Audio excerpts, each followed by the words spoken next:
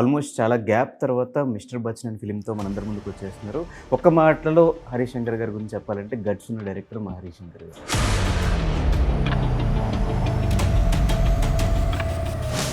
ఈ మీడియాతో ఇష్యూస్ ఏంటి, అసలు ఏం జరుగుతుంది ఏంటి అనేది నాకు పళ్ళున్న చెట్టుగా రాళ్ళ దెబ్బలని.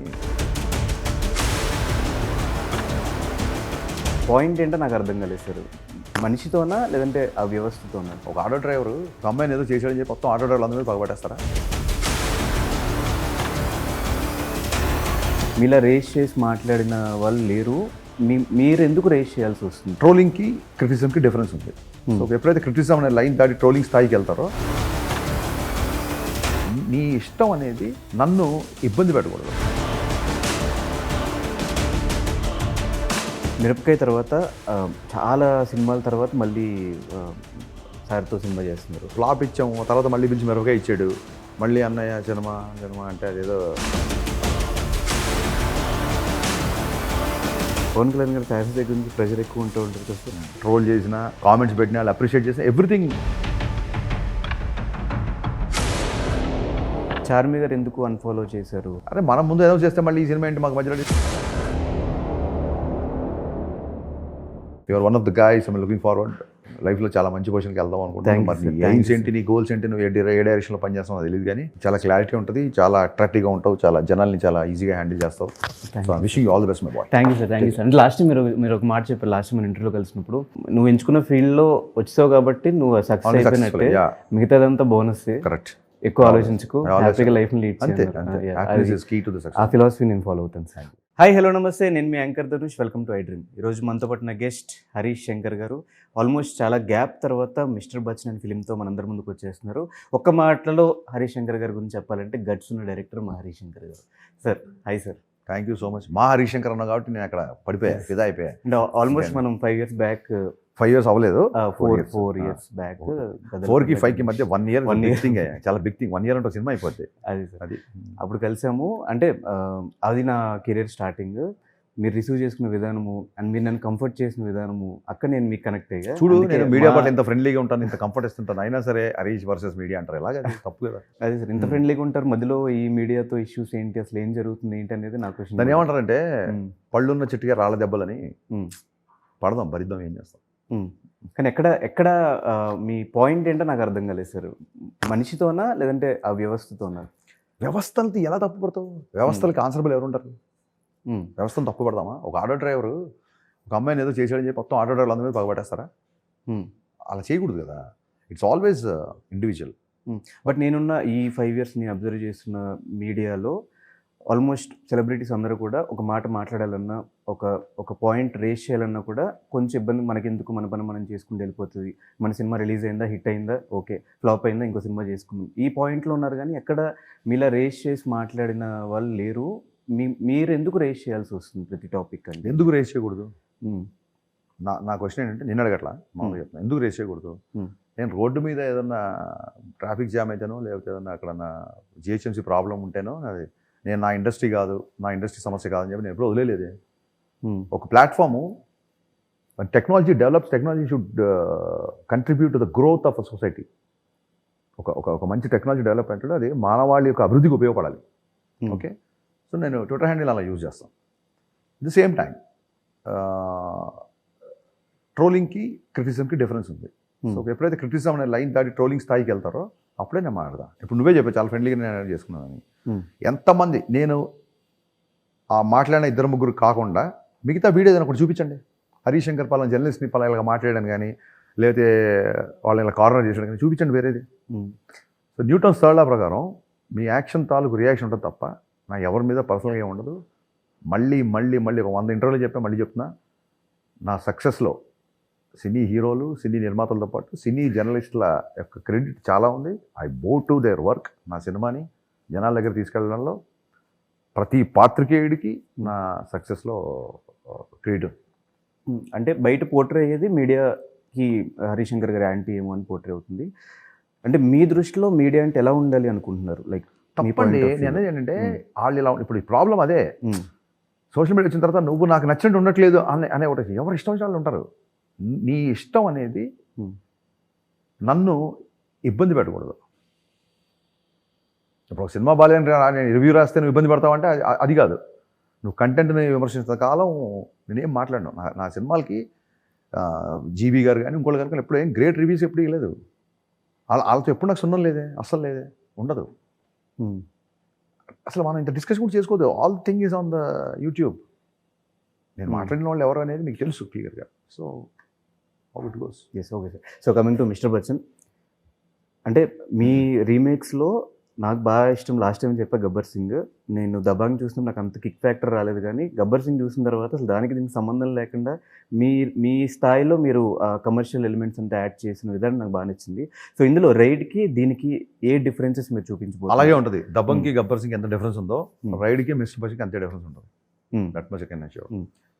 సో ఏమేమి చేంజెస్ చేశారు మాకు రైడ్ కంటే దీనికి? చూడాలి చేంజెస్. బేసిక్ ఇందులో హైలైట్స్ ఏంటంటే 90s బ్యాక్డ్రాప్, అది చాలా ఇంట్రెస్టింగ్గా ఉంటుంది. రవితేజ గారి క్యారెక్టరేషన్ సినిమాలో ఆనెస్టీ ఈజ్ ద హీరో, అది చాలా బాగుంటుంది. కొత్త అమ్మాయిని ఎందుకు పెట్టామంటే గ్లామర్ చూపిద్దాం అనుకుంటుంది కాదు. ఏ హీరోయిన్ పెట్టినా ఆవిడ తాలూకు ప్రీవియస్ సినిమాలన్నీ గుర్తొస్తుంది. 90sలో ఒక వీధిలో ఒక అమ్మాయి ఇలా ఉండేదేమో అని ఒక ఫీలింగ్ రావాలి సినిమా చూసిన వాళ్ళకి. ఆ టైంలో ఒక అమ్మాయి అలా లంగావణి వేసుకుని ఆ వీధిలో అలా తిరిగేదేమో. అప్పుడు ఆడియన్స్ ఇప్పటివరకు చూడని ఫేస్ చూడాలని నా యొక్క ఫీలింగ్. సార్ రీమేక్స్ మీ దగ్గరికి వస్తే మీరు రీమేక్ని సెలెక్ట్ చేసుకుంటారు అంటే రైట్? రెండు జరుగుతుంటాయి. గబ్బర్ సింగ్ నా దగ్గరికి వచ్చింది, మిస్టర్ బచ్చన్ నేను సెలెక్ట్ చేసుకున్నాను. ఓకే, ఎందుకు నచ్చింది మీకు రైడ్ అనే సబ్జెక్ట్? ఎందుకు నచ్చింది? అదే చెప్తున్నాను, నాకు అజయ్ దేవగన్ అంటే చాలా ఇష్టం. I have a huge respect towards Ajay Devgan sir and love to do a film with him in future. So he's like Amay Patnaik characterisation is like extraordinary, but at the same time this lot of difference between Raviteja garu and Ajay Devgan garu. So I have to address his histrionics, his sensibilities and all. ఈ cinema first time చూడగానే నాకు ఇప్పుడు అనుకున్న first half వచ్చేసింది. నేను అందుకే మనం అసలు ట్రీట్ చేసి అమ్మ పలకాలని, మనం ఏదో కూర్చొని పీకేద్దాం కూర్చొని రాదు, థాట్ షుడ్ కమ్. అది రాగానే చాలా ఇంట్రెస్టింగ్ అనిపించింది. బట్ అప్పుడు రవితేజ గారు అనుకుని ఏమనుకోవాలి, ఈ సినిమా ఎప్పటికైనా చేయాలి అనుకున్నాను. సడన్గా కళ్యాణ్ గారు పాలిటిక్స్లోకి వెళ్ళేసరికి ఆ టైం గ్యాప్ దొరికింది కాబట్టి సినిమా చేసాం. కానీ 85, 90sలో అంటే మాకు నాస్టాలజిక్ ఫీలింగ్ మాకు టీజర్ చూసినప్పుడే వచ్చింది అనిపించింది. బైక్స్ కానివ్వండి అవంతా. సో ఏమేమి పెట్టారు సార్ ఆ టైం పీరియడ్లో ఉన్న ఐటమ్స్? ల్యాండ్ లైన్స్, లంగావణిలు, టేప్ రికార్డర్లు, క్యాసెట్స్, రికార్డింగ్ సెంటర్స్, బజాజ్ చేతకులు, ఆ టైం తాలూకు కాస్ట్యూమ్స్, అప్పుడున్న చిత్రలహరి, చిత్రహార్, ఇవన్నీ మీకు ఏంటంటే ఒక డిఫరెంట్ వరల్డ్లోకి తీసుకెళ్తాయి. డిఫరెంట్ వరల్డ్ అంటే కూడా మనకు బాగా గుర్తొచ్చే ఈ జనరేషన్ వాళ్ళకి వాళ్ళ అన్నయ్యలు, వదినలు, పేరెంట్స్ వాళ్ళు చెప్పిన విషయాలు, ఆ జనరేషన్ వాళ్ళకి అసలు A to Z family entertainment అండి. 90sలో మీరు మిస్ అయింది ఏంటి? నేను మిస్ అయింది ఫ్రెండ్ని కలిసి ఉన్నప్పుడు ఉండే ఎక్సైట్మెంట్. ఒక ఫ్రెండ్ని పలానా ప్లేస్కి అక్కడ రమ్మంటే అతను చూసేంత వరకు కమ్యూనికేషన్ ఉండేది కాదు.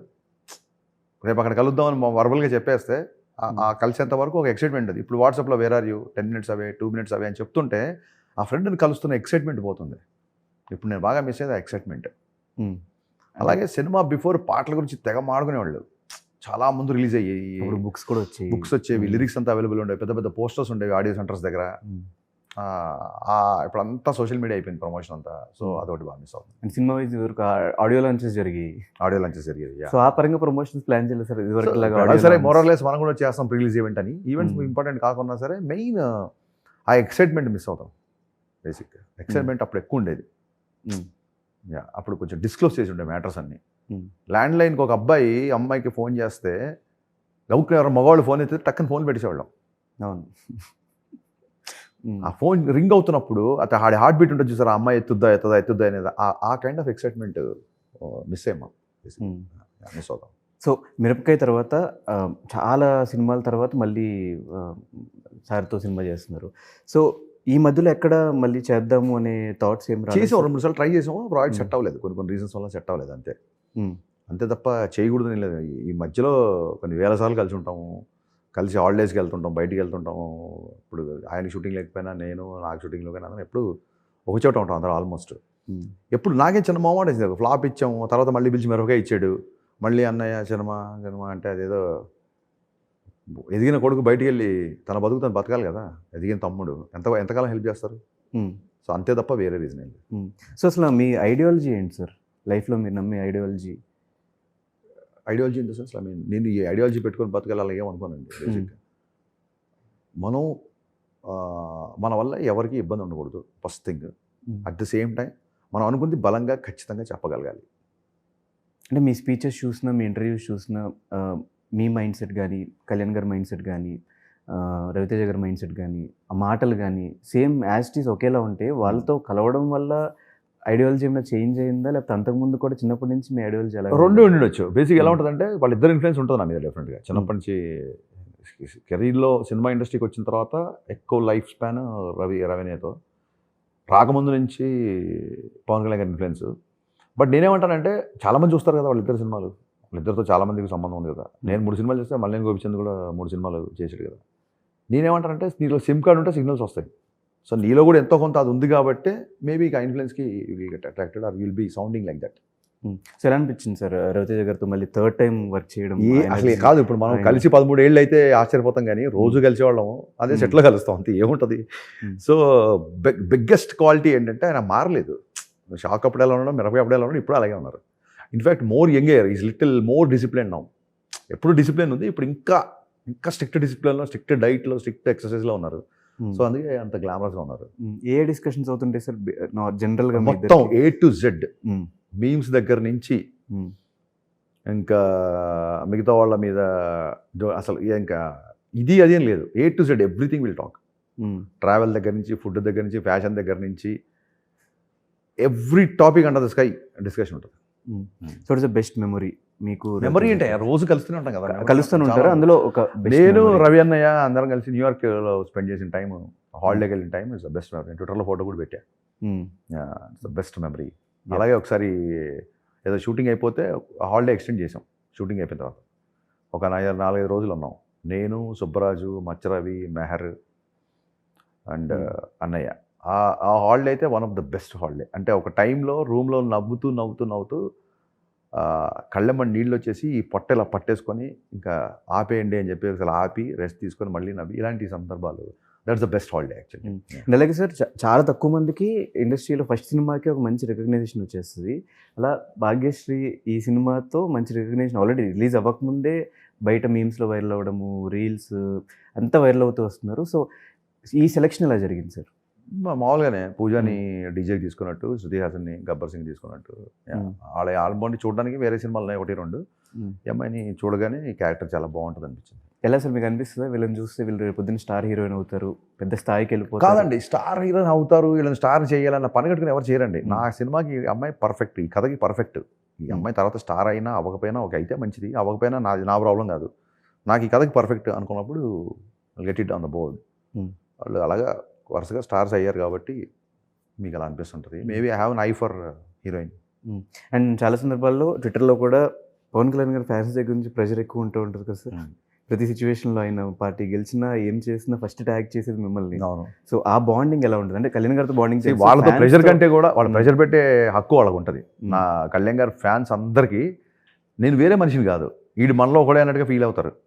సో వాళ్ళు అప్డేట్ అడిగినా, వాళ్ళు తిట్టినా, వాళ్ళు ఇంకోలా మాట్లాడినా ఆ ప్రేమ దాని తాలూకు, దాని వెనకాల నా ప్రేమ నాకు అర్థమవుతుంది. సో కళ్యాణ్ ఫ్యాన్స్ ట్రోల్ చేసినా, లేకపోతే వాళ్ళు కామెంట్స్ పెట్టినా, వాళ్ళు అప్రిషియేట్ చేసినా, ఎవ్రీథింగ్ ఇట్స్ ఆర్, మేమంతా ఒకటి. సో నేను చెప్తే ఒకటి, నా ఫ్యాన్స్ చెప్తే ఒకటి, కానీ డైలాగ్ ఉంది సార్, ఆ కైండ్ ఆఫ్ రిలేషన్ ఉంటుంది వాళ్ళతో. ఎలా సార్ ఈ డైలాగ్స్ విషయంలో కూడా నేను మిస్టర్ బచ్చన్ టీజర్ చూసినప్పుడు అందులో ఒక డైలాగ్ యాటిట్యూడ్ గురించి, హీరోకి తగ్గట్టు మీరు ఆ డైలాగ్స్ని రెడీ చేసుకుంటారా, లేదంటే స్క్రిప్ట్లో ఉన్నప్పుడే మీరు మీ యాటిట్యూడ్ తగ్గట్టు డైలాగ్స్ రాసుకుంటారు? కొన్ని డైలాగ్స్ స్క్రిప్ట్లో ఉంటాయి, కొన్ని ఈ డైలాగ్ హీరో చెప్తే బాగుంటుంది అనిపిస్తుంది. సో ఇప్పుడు నాకు కొంచెం దిక్కుంది లేకుండా కళ్యాణ్ గారే చెప్పాలి, ఇంకెవరు చెప్పినా అది అంత బాగోదు. అందులో దీంట్లో డైలాగ్ ఉంటుంది, ఎట్టకారానికి కేర్ ఆఫ్ అడ్రస్లు అంటుండని, అది ఆయనే చెప్పాలి. So sometimes heroes image plays a big role writing. ఎలా సార్ బయట జరిగే ఇన్సిడెంట్స్ ఇంపాక్ట్ క్రియేట్ చేస్తుంది? అన్నీ ఉంటాయి బయట జరిగే ఇన్సిడెంట్స్. మనం రోజు మాట్లాడుతున్నప్పుడు మనం అబ్జర్వ్ చేసే క్యారెక్టరేషను, స్వతహాగా నీలో ఉండే ఒక రైటర్, అన్నీ కలిస్తేనే. నాకు బాగా అనిపించింది రీసెంట్ టైమ్స్లో కళ్యాణ్ గారి స్పీచెస్లో ఒక దాంట్లో మా హరీష్ చెప్తానే ఉన్నా మా హరీష్కి నేను వద్దు ఆ డైలాగ్ ఎందుకు ఇప్పుడు అవసరం అది ఇది అని చెప్పి, లేదు సార్ మీరు చెప్పాల్సిందని చెప్పి ఫోర్స్ఫుల్గా చేయించారు అని. అదొకటి. మళ్ళీ గబ్బర్ సింగ్ టైంలో కూడా చాలా కొన్ని డైలాగ్స్ ఫోర్స్ఫుల్గా మీరు సార్ మీరు చేయాల్సిందే సార్, ఇది థియేటర్లో పేలుతుందని చెప్తారని చెప్పి. అంటే అంత బాండింగ్ మీకు కళ్యాణ్ గారితో ఉంది. ఆయన ఇచ్చిన అది అనిపించినప్పుడు మీకు ఎలా అనిపించింది సార్? అది ఆయన ఇచ్చిన, అంటే ఆయన ఏమంటారంటే నీకు చనువు ఎవరు తీసేసుకుంటాను అంటారు ఆయన. ఓకే. సో ఒక ఒక ఒక బ్రదర్తో ఉన్నట్టు ఉంటుంది బేసిక్గా, ఒక అన్నయ్యతో ఉన్నట్టు ఉంటుంది. సో అన్నయ్య దగ్గర నువ్వు మారం చేస్తావు కదా, సో ఆయనతో లేదని చేయాల్సింది. ఆయనతో అది ఉంది, మీరు అందుకే రిలేషన్ ఉంది. చాలా డైలాగ్స్, కొన్ని డైలాగ్స్ ఆయన మొహమాట ఎక్కువ, నాకు నేనే పోటీ నాతోనే కాబట్టి ఇలాంటి డైలాగ్ కొంచెం ఇబ్బంది పడేవాళ్ళం నేను. బట్ మెల్లిగా మనం ఫ్యాన్స్ ఉండగా మనం ఇది చూడాలి వీఆర్ వెయిటింగ్ ఫర్ దిస్ అని అలా చెప్పించి డాన్సర్స్ దగ్గర ఇక్కడ కొంచెం మొహమాట పడతారు. ఆయనకి గబుక్కున ఆయన లాజిక్ కనెక్ట్ అవుతే ఆయన చేయలేరు, ఆయన ఎంజాయ్ చేస్తే చేస్తారు. సో ఆయన ఎంజాయ్ చేసేలాగా ఆ మూడ్లో పెట్టి అలాగా మెల్లిగా మీరు అన్ని సీక్రెట్స్ అని అడిగేస్తారు కాబట్టి this is output, output, don't get in to the BTS. కానీ సార్ అన్ని అంత మంచిగా జరుగుంటే ఈ పాటికి ఉస్తాద్ ముందు వచ్చేది కదా. ఇలా ఇదే మంచి జరిగిందేమో, మంచి జరుగుతుంది కాబట్టి ఆయన అంత పవర్ఫుల్గా 100% స్ట్రైక్తో వచ్చారేమో. సో అంత మంచి జరుగుంటే ఇప్పుడు ఏదో అయిపోయింది, ఇప్పుడు ఏదో నష్టం అయిపోయింది, ఇప్పుడు ఏదో అయిపోయింది అట్లా. సార్ సింపుల్, ఆయన్ని చూడడానికి 30 ఏళ్ళు వెయిట్ చేశాను నేను ఆయనతో మాట్లాడడానికి. నా 28, 29, 30 ఆల్మోస్ట్ 30 ఉన్నప్పుడు ఫస్ట్ టైం ఆయన కలిసాను నేను. సినిమా దగ్గరికి 3 ఏళ్ళు వెయిట్ చేయలేనా? What is that? But at the same time producer point of వ్యూలో ఆలోచిస్తే అట్లా ప్రొడ్యూసర్ కూడా సపోర్ట్ చేశారు కళ్యాణ్ గారికి. రవి గారు, నవీన్ గారు డెఫినెట్గా కళ్యాణ్ గారు సపోర్ట్ చేశారు. ఆయన ఎలక్షన్ షెడ్యూల్ తగ్గట్టుగా గ్యాప్ తీసుకున్నాము, తగ్గట్టుగా సపోర్ట్ చేశారు. We all want him to be there కదా. సో ఎంతవరకు అయింది సార్ ప్రాజెక్ట్? 30% అయింది. 30%, 70% balance. Of course it's big film. మీరు కళ్యాణ్ గారి నుంచి ఏమేమి ఎక్స్పెక్ట్ చేస్తారో అన్నీ ఉంటుంది. ఇదేదో గెస్ట్ అపియరెన్స్ లాగా, లేకపోతే 10 నిమిషాలు వచ్చి అట్లా కాదు.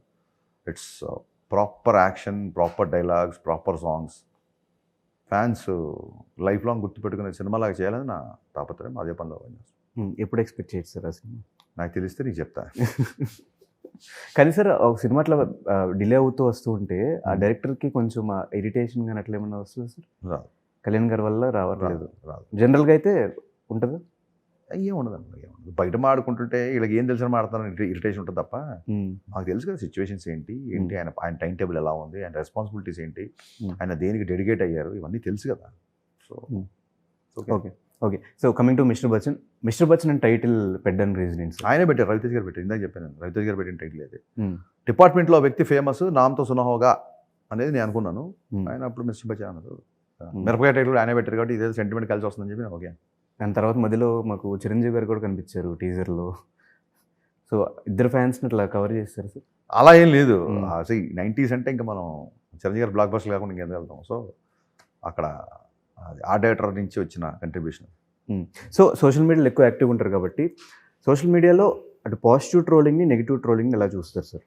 అలాగే చూస్తాం. పాజిటివ్గా చూస్తాం, నెగిటివ్గా చూస్తాం. అంతే కదా. అంటే మీ మీద ఏమన్నా ఎక్కువ నెగిటివిటీగా? లేదండి, నా వల్ల ఇబ్బంది పడతారేమో తప్ప నేను ఇబ్బంది పడే సిచ్యువేషన్ ఏమో. అంటే మీ వల్ల ఇబ్బంది అంటే నేను కౌంటర్ ఇస్తాను కాబట్టి నన్ను అంటే నేను అకారణంగా అంటే నేను ఊరుకోను. నా వర్క్ని క్రిటిసైజ్ చేస్తే ఓకే, నన్ను క్రిటిసైజ్ చేస్తా అంటే ఊరుకోను. సో ఈ గ్యాప్ ఎందుకు వస్తుంది సార్? అంటే గదలగొండ రైటింగ్ స్పీడ్గా లేకపోవడం. సినిమా చాలా ఫాస్ట్గా తీస్తాను నేను, రైటింగ్ స్పీడ్గా ఉండట్లేదు, అందుకే వస్తుంది. చాలామందికి చెప్పాను. సో ఫర్దర్గా అలా ఉండదు, అక్కడ నుంచి నెక్స్ట్ 3 ఫిల్మ్స్ చాలా స్పీడ్గా ఉంటాయి. కానీ 13 years ఆఫ్ యువర్ జర్నీలో, ఫిల్మ్ జర్నీలో మీ దగ్గర నుంచి వచ్చిన సినిమాలు చాలా తక్కువ అనుకోవచ్చు. మీరు అది ఒప్పుకుంటారా? అంటే మరి ఫస్ట్ సినిమా అయిపోయిన తర్వాత 4 ఏళ్ళు గ్యాప్ వచ్చింది. మొన్న పాండమిక్లో ఇంకొక అందరికి 2 ఏళ్ళు వస్తే నాకు మళ్ళీ 4 ఏళ్ళు గ్యాప్ వచ్చింది. సో 8 years ఇక్కడే పోతే ఆ 8 years తీసేస్తే మిగతా దాంట్లో చాలా ఎక్కువ సినిమాలు చేసినాను. సో August 15th ఈ డేట్ మీద కూడా చాలా కాంట్రవర్సీ అయింది. కాంట్రవర్సీ లేదు. ఇన్నర్గా మీకేం జరిగింది తెలియదు, కానీ బయట మా అందరికీ తెలిసింది గురువు గారితో పోటీకి వెళ్తున్నారు. ఆయనతో పోటీకి వెళ్ళడం కాదండి, పోటీకి వెళ్ళడం ఆయనతో ఎలా పోటీ పడతాం, లెజెండ్తో ఎలా పోటీ పడతాం? తుర్జనగర్ ఇస్ లెజెండ్. కొన్ని ఓటీటీ కన్సర్న్స్, కొన్ని ఫైనాన్షియల్ కన్సర్న్స్ ఉన్నాయి సినిమాకి. సో మాకు ఆ డేటే రావాలి ఖచ్చితంగా, ఇంకా లేకపోతే మాకు వేరే ఆప్షన్ లేదు. మళ్ళీ వేరే సినిమాలు అన్నీ ఉన్నాయి. సో ఆ రకంగా తప్ప నాకు ఈ లెఫ్ట్ హ్యాండ్ ఒక 1 week నుంచి ఇక్కడ విపరీతమైన పెయిన్ వస్తుంది. ఇక్కడ నుంచి ఇక్కడ వరకు ఇలా రేడియంట్ అవుతుంది పెయిన్. ఫిజియో చేయించుకోవడానికి టైం లేదు. 14వ తారీఖు ఈవినింగ్ ప్రీమియర్స్ పెట్టుకొని 4వ తారీఖు వరకు నేను షూటింగ్ చేస్తున్నాను. 10 రోజుల్లో మిగతా పోస్ట్ ప్రొడక్షన్ బ్యాలెన్స్ చేస్తున్నాను. ప్రమోషన్స్ ఎక్కడ తగ్గట్లేదు, ప్రతి ఫంక్షన్కి వెళ్తాం, ప్రతి ఇంటర్వ్యూ చేస్తాం. ఇంత స్ట్రెస్ ఎందుకు తీసుకుంటాం? ఆయన మీద నాకు ఏం కోపం ఉంటుంది? ఆయన ఇంత కష్టపడిన సరే ఆయన మీద సినిమా వేద్దామని ఎందుకు ఉంటుంది? It is unavoidable. కొన్నిసార్లు అన్అవాయిడబుల్గా ఉంటాయి సిచ్యువేషన్స్. అది ఇండస్ట్రీలో ఉన్న అందరికీ తెలుసు, ఆయనకి తెలుసు. బయట ఊరికే మీడియా చేసి ఆడవడు తప్ప. August 15th అనే డేట్ మంచి date. It can handle couple of films, number of theatres ఉన్నాయి, డెఫినెట్గా సరిపోతుంది. It can accommodate, our theatre system can accommodate 3-4 films. But Charmi garu ఎందుకు అన్ఫాలో చేశారు హరీష్? ఏమండి ఆవిడ ఎందుకు చేశారని చెప్పి ఆవిడ అడగల, ఎందుకు చేస్తారు? డెఫినెట్ ఇరిటేషన్ వచ్చింటుంది ఆవిడకి. ఆవిడ పొజిషన్ నేనున్నా కూడా అన్ఫాలో చేసి ఉన్నాను, తెలియదు. అరే మనం ముందు ఏదో చేస్తే మళ్ళీ ఈ సినిమా ఏంటి మాకు మధ్యలో ఇరిటేషన్, ఎవరికైనా ఉంటుంది ఇరిటేషన్, అందులో తప్పే ఉందండి. సోషల్ మీడియాలో మీరు ఎవరిని ఫాలో అవ్వాలి ఫాలో అవ్వకూడదు మీరే చెప్తుంటే ఎలాగా? వాళ్ళ ఇష్టం, తప్పే ఉంది, ఆవిడ ఇష్టం. నేను ఆవిడనే తప్పు పడ్డాను. Which is a nice lady. నేను బాంబేకి వెళ్ళినప్పుడు చార్మి గారిని పూరి గారిని కలిసాను గతంలో 2 సార్లు. చాలా బాగా రిసీవ్ చేసుకుంటారు. రిలీజ్లప్పుడు ఇరిటేషన్ అప్పుడు ఇంకా ఉంటుంది ఇరిటేషన్, అది దానికి అది సహజం, మానవ సహజం, అది అందులో తప్పలేదు. సో మీకు ఎలా అనిపించింది డబుల్ స్మార్ట్ ట్రైలర్? ఉద్దిరిపోయాను. ట్వీట్ చేసి చూడలేదా? చూసారు. మనం చూసిన తర్వాత ఎలా అడుగుతాం అంటే మేము ట్వీట్ చేయడం చూశాను, మీరు మీ ఎక్స్ప్రెషన్తో మీరు రామ్ చెప్పారు. మామూలు బండిల్ ఆఫ్ ఎనర్జీ ఉంటుంది. పూరి గారికి ఒక క్యారెక్టరేషన్ స్ట్రీక్ ఉంటుంది. వీళ్ళిద్దరు కలిసారంటే అదిరిపోద్ది. స్మార్ట్ శంకర్, డబుల్ స్మార్ట్ కూడా బ్లాక్ బస్టర్ మనస్ఫూర్తి కోరుకుంటున్నాను. అండ్ నాకు మీ సినిమాలో గదలగొండ గణేష్లో అప్పటి వరకు వెయిట్ చేసిన ఒక పర్సన్ డైరెక్టర్ అవ్వాలని అవ్వలేక ఉండిపోయిన పర్సన్ అలా వచ్చి చేతిలో మైక్ పట్టుకుని యాక్షన్ అని చెప్పే సీన్ నాకు one of the favourite scenes నాకు మీ డైరెక్షన్లో. Thank you. So me first time మీరు షాక్ సినిమాకి మీరు యాక్షన్ చెప్పిన సీన్ గుర్తుందా? ఆ ఎక్స్పీరియన్స్ గుర్తుందా? Yeah of course. One back shot of Ravi అన్నయ్య 40 feet క్రెయిన్లో తీసిన వన్ బ్యాక్ షాట్ లైఫ్లో ఎప్పటికీ మర్చిపోయినా ఫస్ట్ షాట్. బట్ మరీ తనిఖీల బరిలాగా ఏడ్చేయలేదు కానీ అందుకే వర్క్ టెన్షన్లో ఉన్నాం కాబట్టి. బట్ దట్స్ ఆ షాట్ నాకు ఇప్పటికీ గుర్తుంది. అమీర్పేట దగ్గర ఒక అపార్ట్మెంట్లో తీసాము. బట్ అంతకంటే ముందే మా గురుగారు రవిరాజ్ శెట్టి గారు ఏమైనా బ్యాలెన్స్ షాట్లు ఉంటే ఆయన క్లోజప్పే కదా, ఇది క్రౌడ్ షాటే కదా తీసేయి అని చెప్పేవాళ్ళు. సో యాక్షన్ అంతకుముందు చాలాసార్లు చెప్పాము. బట్ యాజ్ డైరెక్టర్గా మన సినిమాకి మనం చెప్పడం అనేది ఇట్స్ గ్రేట్ ఫీలింగ్. సో మీలో డైరెక్టర్తో పాటు యాక్టింగ్ ఎబిలిటీస్ కూడా ఉన్నాయి అనేది నా ఒపీనియన్. నేను ఒకసారి మీరు అనిల్ రావుపూడి గారు కలిసి ఒక స్కిట్ చేసినప్పుడు చాలా న్యాచురల్గా అనిపించింది మీ ఇద్దరు ఆ స్కిట్లో యాక్ట్ చేసినప్పుడు.